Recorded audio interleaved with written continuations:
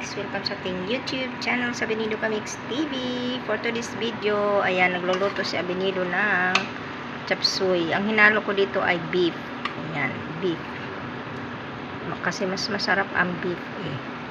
Ayan. At saka, may sinigang akong lapo-lapo. Ayan. Ayan mga kamix.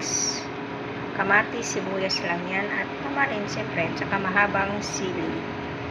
Yung pangsigang. At saka, pritong lapo-lapo. Ayan. Ayan. Sira, dumikit. Ayan ako. Ayan, ganun talaga. Pag hindi pa perfecto ang kusinera.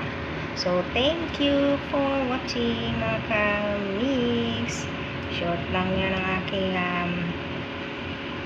video kasi hindi ko na inumpisahan dahil ang hirap mag-video ng walang taga-video na sarili mong kamay rin ang isa. So, salamat. Yan, ito na ang aking chop suey.